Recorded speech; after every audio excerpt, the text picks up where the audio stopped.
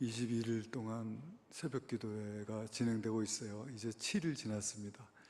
남은 14일 동안도 함께 많이 동참해 주시면 좋겠습니다. 대한예수교 장로회 우리 총회 이번 이제 102회 총회가 되겠는데, 이번 총회에서 부총회장으로 신청하신 분, 부총회장을 지원하신 분들이 5분이 계세요. 지난번에 청주에서 부총회장 지원자들의 소견 발표회가 있었습니다. 그래서 저도 이번 102회 총회 총대이기 때문에 그 소견 발표를 듣기 위해서 청주에 갔었는데요. 그 5분의 그 소견을 들으면서 참 많은 생각을 하게 되었습니다. 그 5분들이 이제 여러 가지 한국교회 문제들을 이야기하는데, 문제들이 여러 가지 있겠지요. 당면한 문제들이 여러 가지 있겠습니다만, 그 가운데서 제일 큰 문제로 들었던 건 뭐냐면은 기독교가 대사회적인 신뢰를 잃었다라고 하는 거예요. 이건 참 큰 문제라고 하는, 다시 교회가 대사회적인 신뢰를 회복해야 한다는 것, 이것이 가장 큰 문제가 아니겠는가. 요즘 학생들이 친구에게 너 예수 믿어라 그러면 그 친구가 너 아직도 교회 다니냐? 그런다. 교회 다닌다, 그리스도인이라고 하는 말이 믿을 수 없는 사람, 성실하지 않은 사람, 이런 뜻으로 생각하고 있다. 제가 생각할 때는 이런 말들을 안티 기독교인들이 만든다. 기독교에 대해서 적대적이고 또 기독교에 대해서 비난하고 또 폄훼하려고 하는 그런 사람들이 만든 말일 수도 있습니다. 그럼에도 불구하고 오늘 우리가 이런 이야기를 듣는 것은 우리 성도들이, 우리가 하나님의 말씀대로 살지 않았기 때문이다 라고 하는 것에 대해서 아마 이의가 있는 분은 없으시리라고 생각이 돼요. 우리가 믿는다고 하면서도 하나님의 말씀대로 살지 않았기 때문에 우리가 세상으로부터 이런 비난을 받게 된 것이다. 그 총회에서도 우리 다시 거룩한 교회로 나가자. 여러분, 다시 거룩한 교회로 나가는 것이 우리가 다시 하나님 말씀 앞에 서는 것이고, 다시 그 말씀 앞에서 우리가 정말 내 생각과 내 욕심을 내려놓고 절대적으로 순종하는 삶을 살아가는 것, 그 외에 무엇이 있겠습니까? 그렇지 않겠습니까? 오늘 우리가 읽은 이 말씀을 통해서 이제 발람의 이야기죠. 이 발람이라고 하는 사람, 뜻밖의 성경에 상당히 비중이 있는 사람이에요. 민수기 22장, 23장, 24장, 그리고 여호수아, 그리고 베드로 후서, 유다서, 요한계시록, 성경 여러 권에 그의 이름이 등장하고 있는 사람입니다. 오늘 이 사람의 이야기를 함께 나누면서 정말 다시 거룩한 교회, 다시 거룩한 성도로 나아가는 우리들의 삶이 어떠해야 되겠는가 하는 것을 함께 나누어 보려고 합니다. 여러분, 지금 이스라엘이 지금 이제 광야에서 거의 40년의 세월을 보내고 이제 모압 땅까지 왔어요. 이제 요단강을 건너가면 가나안 땅에 들어갈 수 있는 그런 곳까지 지금 온 것입니다. 그러니까 광야 생활의 마지막 시간을 보내고 있는 거예요. 그런데 그 마지막 시점에서 여러분, 에돔 땅을 우회하게 됐었고요. 에돔 땅을 우회해서 가다 보니까 이제 아모리 왕 시혼이 이스라엘을 대적하고 공격을 해왔습니다. 근데 하나님께서 이스라엘 백성에게 힘을 주시니까 시온 왕을 물리치셨어요. 이스라엘 백성이.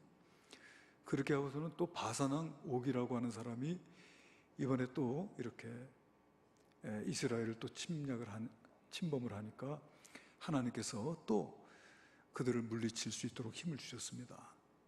그래서 아모리 왕 시온을 물리치고 바산 왕 옥을 물리치고 지금 이스라엘 백성들이 모압 평야에 있어요.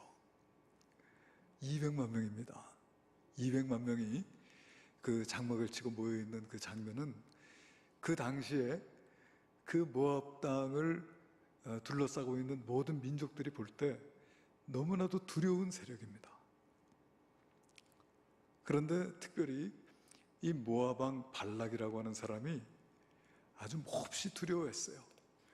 여러분, 우리가 성경을 한번 보십시다. 민수기 22장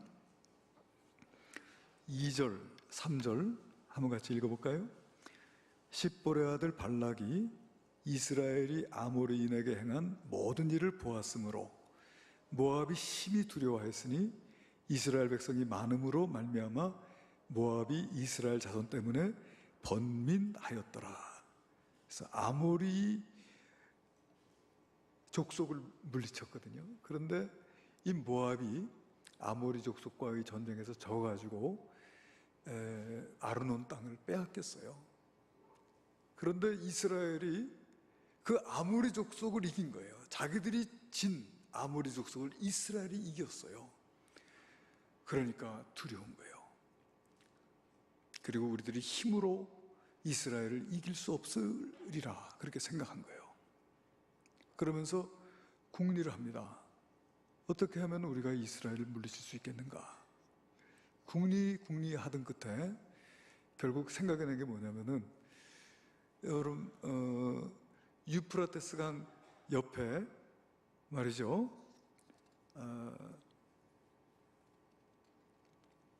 유프라테스 강 옆에 그 부돌이라고 하는 곳이 있는데 거기에 발람이라고 하는 사람이 사는 거예요. 근데 이 발람이라고 하는 이 사람이 대단히 신령한 사람이고 당시에 대단히 유명한 사람입니다. 어느 정도는 하면은 그 사람이 축복을 했다 그러면 복이 임하고 그 사람이 저주를 했다 그러면 저주가 임한다고 소문이 난 거예요. 났는데 지금 이 모압 땅에서 그가 살고 있는 이 부돌이라고 하는 곳까지 거리가 말이에요, 자그마치 650km입니다. 여러분, 서울에서 부산까지 몇 킬로인지 아세요? 서울에서 부산까지 400km거든요. 400km. 그러니까 서울에서 부산 갔다가 다시 한 대전쯤까지 온 거리 정도일 것 같아요. 그 정도 떨어져 있는 곳에 이 발람이라고 하는 사람의 소문을 이 모압 왕 발락이 이미 듣고 있는 거예요.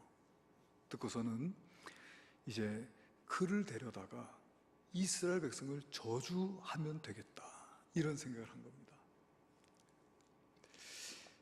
그래가지고 이제 자기 신하들을 보내서 이제 그 발람이라고 하는 사람을 불러오는 거예요.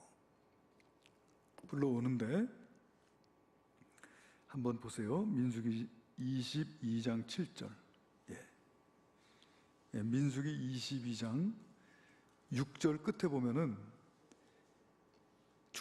중반부터 그대가 복을 비는 자는 복을 받고 저주하는 자는 저주를 받을 줄을 내가 알미니라. 이게 모압 왕 발락의 말입니다. 그래가지고는 7절에 모압 장로들과 미디안 장로들이 손에 복채를 가지고 떠나 발람에게 이르러 발락의 말을 그에게 전했다 그랬어요. 복채를 가지고, 돈을 가지고 간 겁니다. 우리 모압 왕 발락이 당신을 부르니 당신이 와서 저주를 해주십시오. 이스라엘 백성들을 저주해 주십시오. 그렇게 하니까 이 발람이 아, 그래? 그러면 당신들 오늘 저녁에 여기서 하루를 묵어라. 내가 하나님께서 뭐라고 하시는지 내가 여쭤보겠다. 그렇게 하고는 이제 하나님과 이제 교통을 하는 것이죠.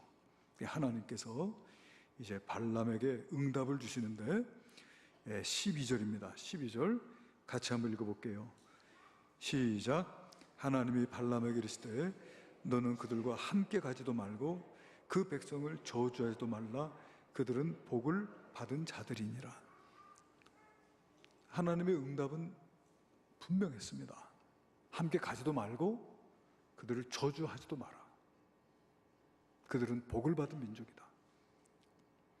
그러니까 이 발람이 아침에 일어나가지고는 그 사람들을 돌려보낸 거예요. 하나님께서 같이 가지 말라고 하신다. 돌려보냈어요.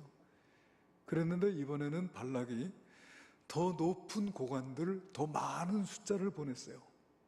보내가지고 그를 또 발람을 또다시 한번 유혹합니다. 한번 생각해 보세요. 650km나 되는 멀리 떨어져 있는 사람에게 몇 번씩이고 이렇게 자기 신하들을 보내가지고 발람을 청하고 있는 것이죠. 그러니까 두 번째 15절 16절 한번 같이 읽어봅시다. 시작. 발락이 다시 그들보다 더 높은 고관들을 더 많이 보내매 그들이 발람에게로 나아가서 그에게 이르되 십불의 아들 발락의 말씀에 청하건대 아무 곳에도 거리끼지 말고 내게로 오라.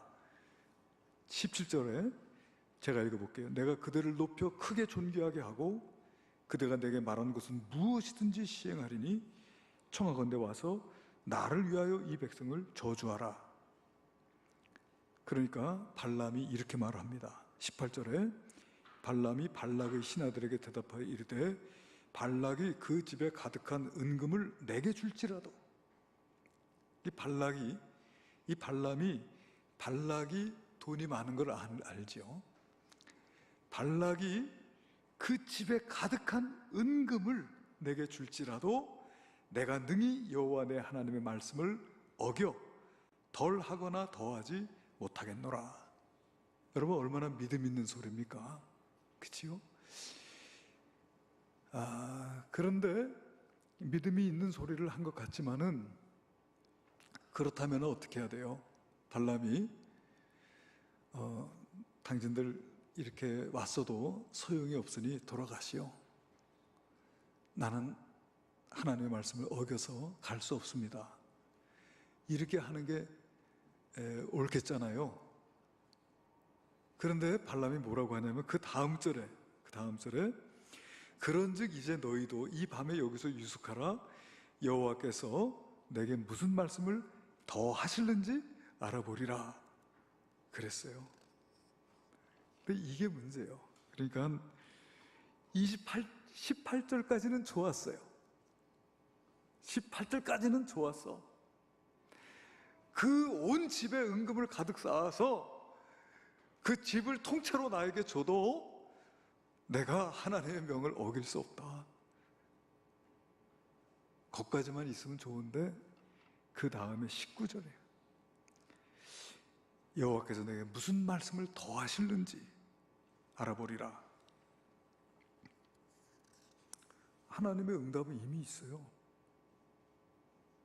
그럼 뭘 더 알아보겠다는 거예요? 하나님과 한번 상의해 보겠다는 것입니다.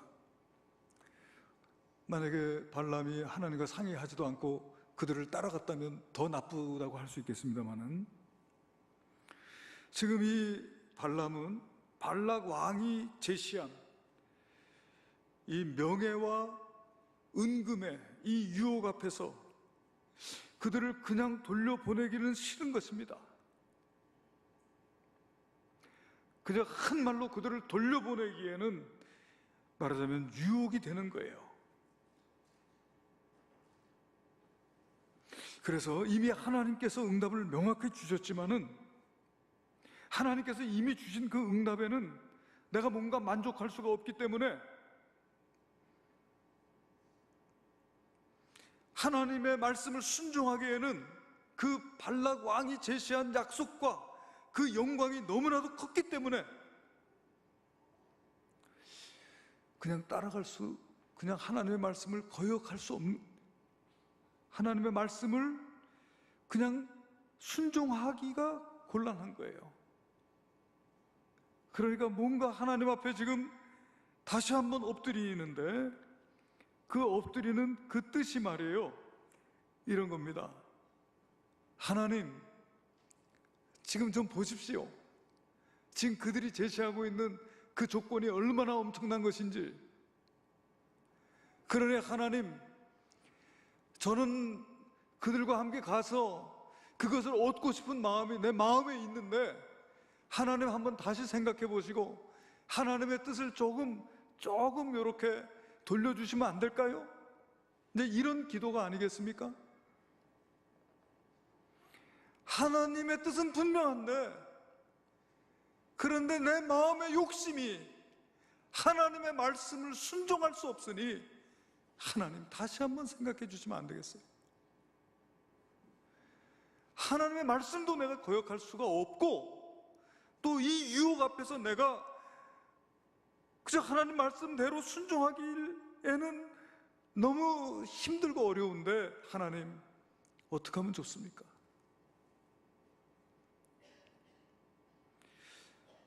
여러분, 이것이 오늘 발락만의 문제이겠습니까?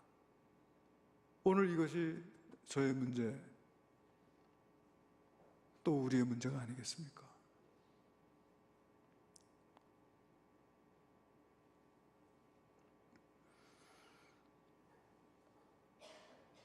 하나님, 내 말대로 좀 하시면 만사가 형통할 것 같습니다.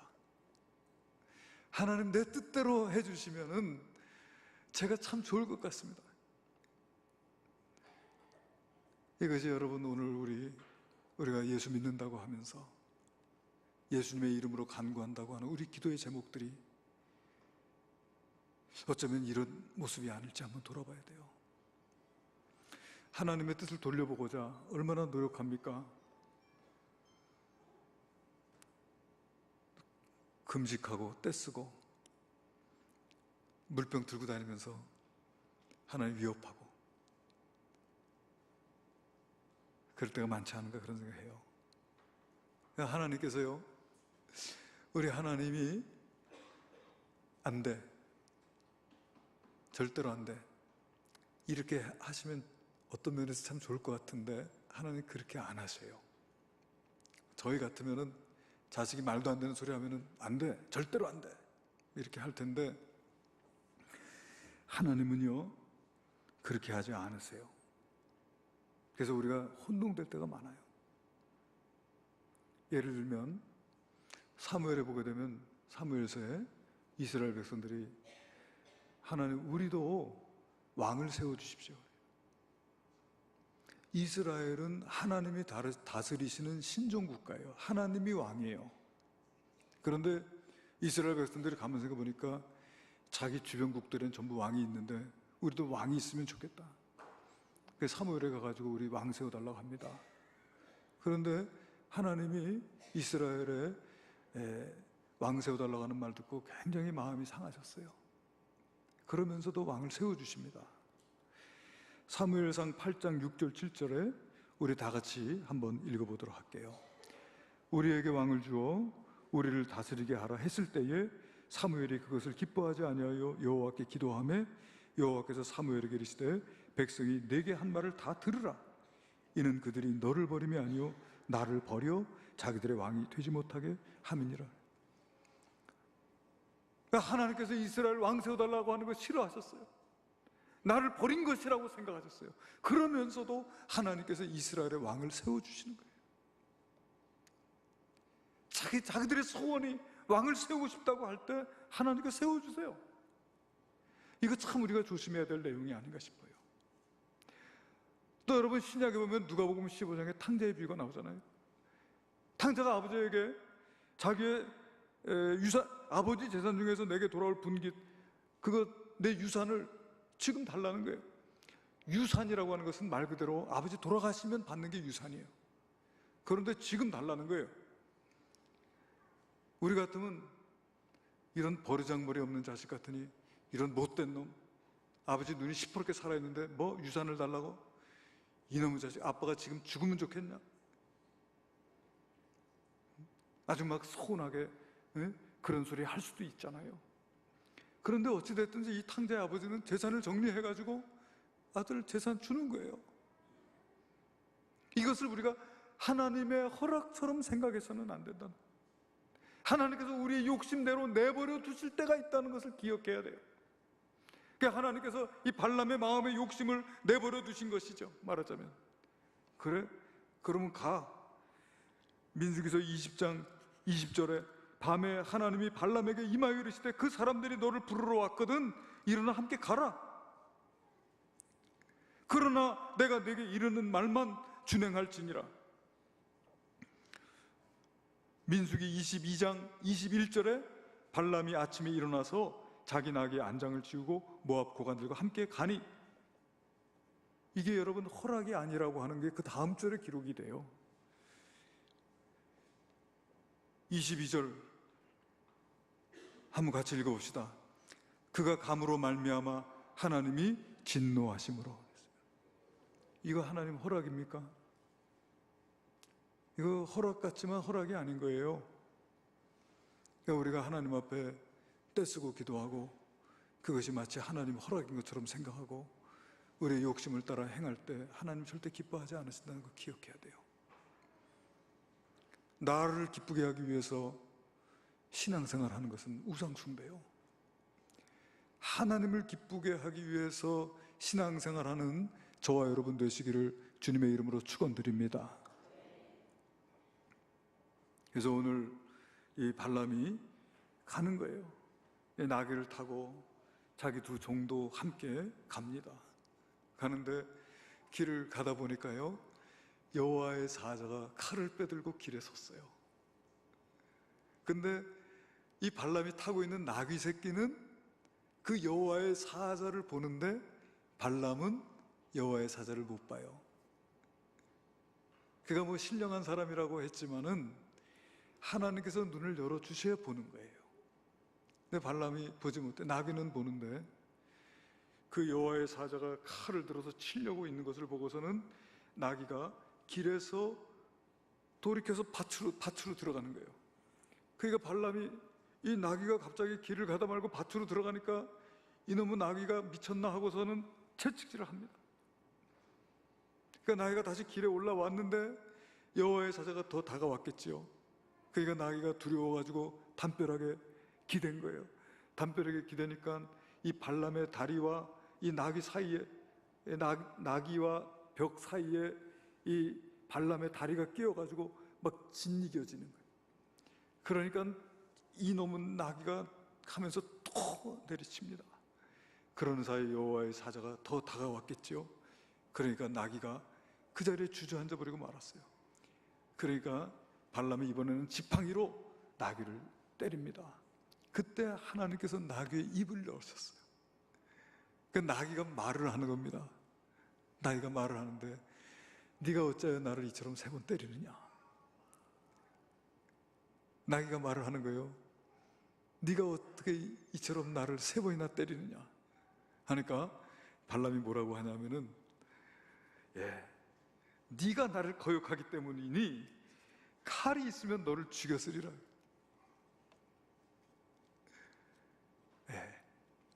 네가 나를 거역하기 때문에. 여러분, 자기가 하나님 거역하는 거는 모르고 나귀 새끼가 자기 말 거역한다고 때리고 내 칼만 있었으면 너 벌써 죽었어. 그렇게 해요.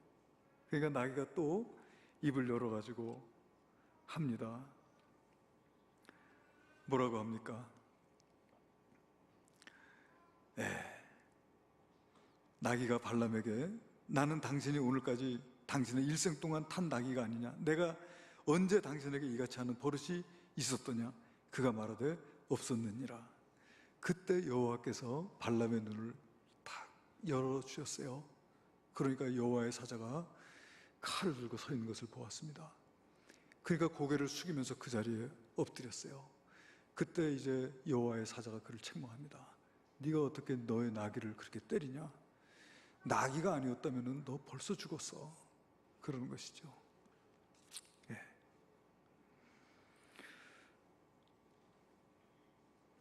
그렇게 말할 때 발람이 내가 범죄했습니다. 당신이 나를 막음으로 길에 서신 줄을 내가 알지 못했습니다. 당신이 이를 기뻐하지 아니하시면 나는 돌아가겠나이다. 그렇게 하는데 그 여호와의 사자가 가라, 가되 이르는 말만 해라, 이렇게 합니다. 이 발람이 그 일을 겪고 모압 왕 발락에게 갔어요. 그 발락이 아주 기뻐합니다.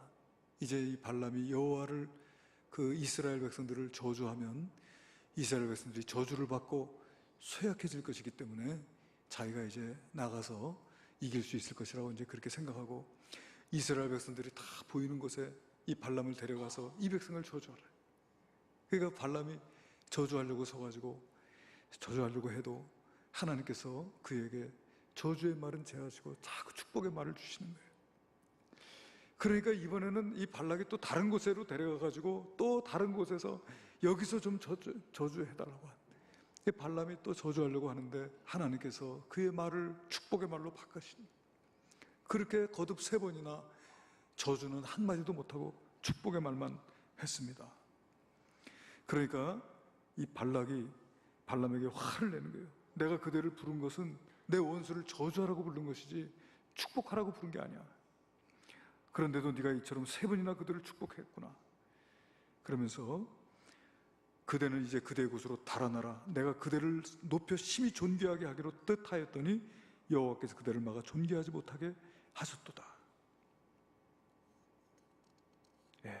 그렇게 했어요. 그러니까 이 발람이 비록 마음의 욕심을 따라 가기는 갔어도 하나님께서 허락하신 말씀만 전했고, 그리고 돌아올 때도 빈손으로 돌아왔어요. 그러니까 어떻게 보면은 이 발람이 잘한 것 같아요. 그래서 이 민수기를 읽어보면은, 민수기만 읽으면은 발람이 하나님의 선지자인 것처럼 그렇게 생각하기가 쉬워요. 그런데 성경 전체를 보게 되면은 발락은 아주 사악한 인물이고, 그리고 초대교회 베드로를 비롯해서 초대교회 지도자들은 우리 성도들이 따라가서는 안 될 대표적인 인물이 바로 발람이다, 그것을 밝히고 있는 것을 우리가 보게 돼요. 왜 그럴까? 발람이 뭘 잘못했길래 이렇게 성경은 그에 대해서 아주 비판적으로 기록하고 있는가? 발람이 선지자인가? 아니면은 점쟁이인가? 성경의 결론은 뭐냐면은 그는 점쟁이라는 거예요. 그 이유가 민수기 25장에 보면은 이제 기록되어져 있는데요. 민수기 25장에 가게 되면은 여러분 잘 보세요. 모압 왕 발락이 그렇게 이스라엘 백성들을 저주하려고 했어도요, 그것은 저주가 되질 않았어요. 여러분, 다른 사람이 나를 저주해도요, 그 저주를 두려워할 필요가 없어요. 믿습니까? 그 분명히 알아야 돼요. 미국에 그런 일이 있었습니다. 미국에 한 점치는 여자가 있었어요. 점치는 여자가 있었는데 이 여자는 자기가 딸을 낳아가지고 딸을 갖다가 사탄에게 바쳤습니다. 근데 어떻게 됐는지 이 아이가요, 마법사가 돼요. 자기 딸이 마법사,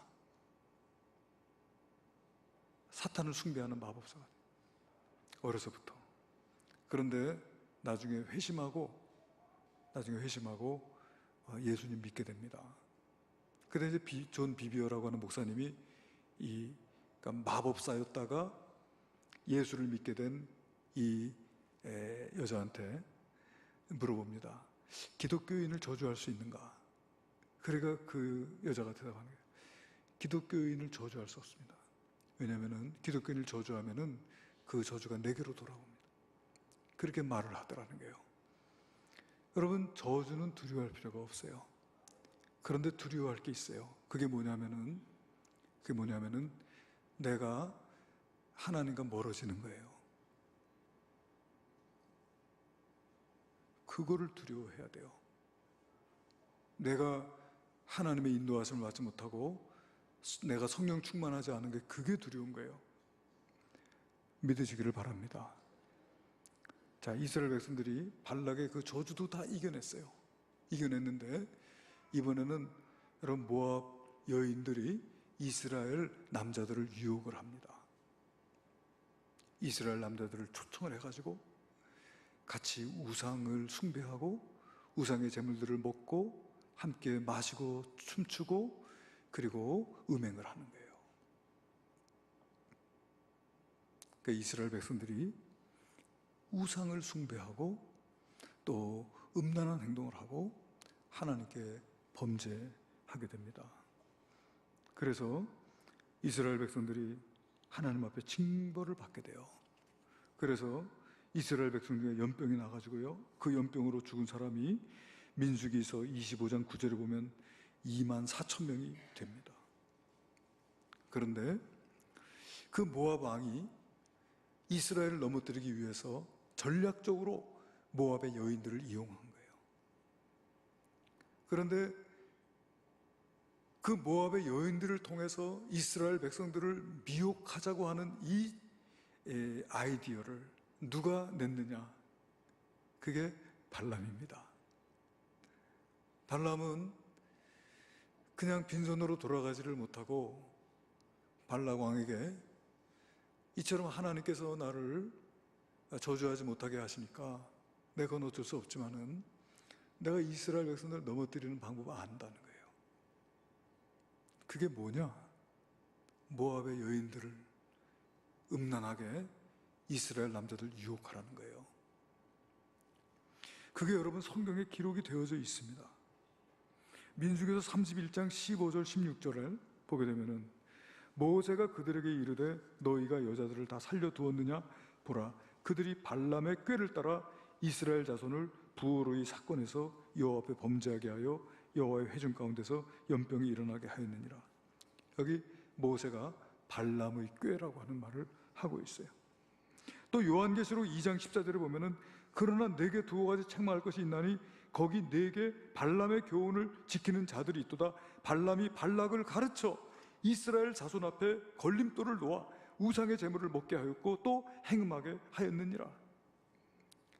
그러니까 여러분, 모압 왕을 도와서 이스라엘 백성들의 걸림돌이 되도록 가르친 사람이 바로 발람이었다고 하는 거예요. 발람이 얼마나 이 발락 왕의 선물과 또 명예의 그 욕심에 사로잡힌 사람인지 베드로후서 2장 15절 16절에 이렇게 기록되어 있습니다. 그들이 바른 길을 떠나 미혹되어 부올의 아들 발람의 길을 따르는도다. 그는 불의의 삭슬을 사랑하다가 자기의 불법으로 말미암아 책망을 받되 말하지 못하는 나귀가 사람의 소리로 말하여 이 선지자의 미친 행동을 저지하였느니라. 그는 불의의 삭슬을 사랑했다 그랬습니다. 그는 하나님을 알고 하나님을 두려워할 줄도 알고 그리고 하나님 말씀대로 순종할 줄도 알았어요. 하나님을 모르는 사람이 아니었어요. 그런데 문제는 뭐냐면 그가 불의의 삭도 사랑했다라고 하는 것입니다. 하나님의 말씀을 순종하고 싶은 마음도 있지만은 그러나 내 마음의 욕심을 따라 행하고 싶은 마음도 있었다라고 하는 거예요. 그것이 여러분 오늘 우리의 문제가 아닙니까?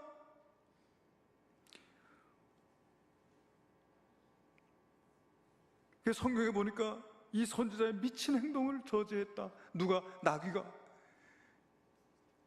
참 부끄러운 일을 당하게 된 것입니다. 소위 선지자라고 하는 사람이. 민수기서 24장 이전까지 발람은 하나님의 선지자요 대변인이었습니다. 그는 올바른 길을 걷고 있었습니다. 그런데 끝까지 의로운 길을 걷지 못했다. 그는 결국은 올바른 길을 버리고 샛길로 새고 말았다. 마치 파리가 꿀병 그 가장자리에 앉아가지고 저리 들어가면 죽는데 그런데 꿀은 먹고 싶은 거예요. 그래서 날아가지도 못하고 들어가지도 못하고 그 꿀병 언저리에 앉아가지고 그러다가는 마침내는 꿀병에 빠져버린 모습이 아닌가 이것입니다. 시작은 좋았지만 끝을 망친 경우입니다. 시작을 올바르게 하는 것도 중요하지만 마무리를 옳게 하는 것이 중요합니다. 끝까지 옆길로 새지 않고 바른 길을 걸어가는 것 중요합니다. 결국은 발람은 이스라엘 백성들에게 죽임을 당하고 맙니다. 여호수아서 13장 22절에 우리 한번 같이 읽어볼게요. 시작. 이스라엘 자손이 그들을 살육하는 중에 부올의 아들 점술과 발람도 칼날로 죽였더라. 여기서는 선지자라는 말을 빼고 점술가라고 하는 말로 발람을 부르고 있어요. 그는 결국은 선지자로 시작했다가 무당으로 끝난 사람이 되고 말았습니다. 이 발람은 자신이 의인처럼 죽고 싶어 했었어요. 민수기서 23장 10절에 보게 되면은 야곱의 티끌을 누가 능히 세며 이스라엘 4분의 1을 누가 능히 셀고 나는 의인의 죽음을 죽기 원하며 나의 종말이 그와 같기를 바라노라. 이게 발람의 말입니다. 나는 의인의 죽음을 죽었으면 좋겠다. 나의 종말이 의인과 같이 되기를 바란다. 그러나 여러분, 의인의 죽음은 의인의 삶을 통해서 주어지는 것입니다. 믿습니까? 의인의 삶을 살지 않는데 어떻게 의인의 죽음을 죽을 수가 있겠습니까? 결국은 명예와 재물을 탐하는 자신의 욕심을 넘어서지 못하고 스스로 걸려 넘어진 꼴이 되고 말았다, 이거예요. 여러분, 이것이 우리 인간의 연약함입니다. 그리고 사탄은 우리의 이와 같은 연약함들을 너무나 잘 알고 있다는 거예요. 사탄이 예수님을 시험할 때조차도 예수님은 무엇 갖고 시험했습니까? 세상 영광 보여주고 내게 절하면 주겠다고 했습니다. 세상 영광과 재물, 그것 때문에 미혹당하고 넘어진 인생들이 얼마나 많이 있습니까?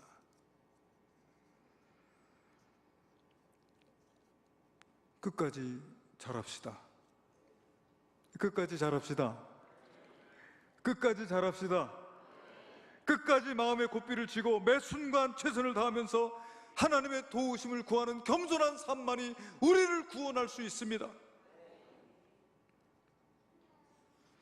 우리가 방심했을 때 타락은 한순간 다가온다라고 하는 사실을 기억해야 합니다. 발람이라는 사람이 하나님의 말씀을 몰랐습니까? 영적인 체험이 없었습니까? 아니요. 놀라운 영적 체험들을 갖고 있는 사람들이, 그럼에도 불구하고 하나님의 말씀 앞에서 자기 욕심 때문에 흔들렸던 한 연약한 인간, 그는 결국 쓰러지고 말았다라고 하는 것이죠. 그러면서도 자기 나귀를 때립니다. 자기 나귀만큼도 보지 못하고 자기 나귀만큼도 깨닫지 못하고 자기 자신이 얼마나 부족한지, 자기 자신이 얼마나 죄인인지조차 알지 못하는 거예요. 우리가 늘 기도해야 될 건 뭐냐면, 하나님 내 눈 여사 나를 보게 하옵소서. 발람의 눈을 여실 때에 비로소 그 여호와의 사자를 볼 수 있었던 것처럼 하나님께서 오늘 저와 여러분의 눈을 밝히사 하나님의 거룩한 나라를 보게 하시기를 원합니다. 그와 같은 신령한 눈과 깨닫는 마음을 주시도록 늘 하나님께 기도하고, 우리들의 삶 속에서 하나님의 말씀을 어기고 내 욕심을 따르고자 하는 이와 같은 유혹을 물리치며 살아갈 수 있는 저와 여러분 되시기를 주님의 이름으로 축원합니다. 기도하시겠습니다. 은혜로우신 아버지 하나님, 은혜와 사랑을 감사합니다. 발람처럼 하나님의 말씀 앞에 순종도 해야 되겠지만은 내 마음의 욕심을 따라 행하고 싶은 참으로 어리석고 연약한 마음으로 주님을 섬길 데가 없는지요. 주님, 절대적으로 하나님 말씀 앞에 순종할 수 있는 참으로 굳건한 마음, 참으로 순전한 믿음으로 하나님을 섬길 수 있는 저희들 되게 하여 주옵소서. 주의 성령으로 충만하도록 인도하여 주시옵소서. 귀하신 예수님의 이름으로 기도하옵나이다. 아멘.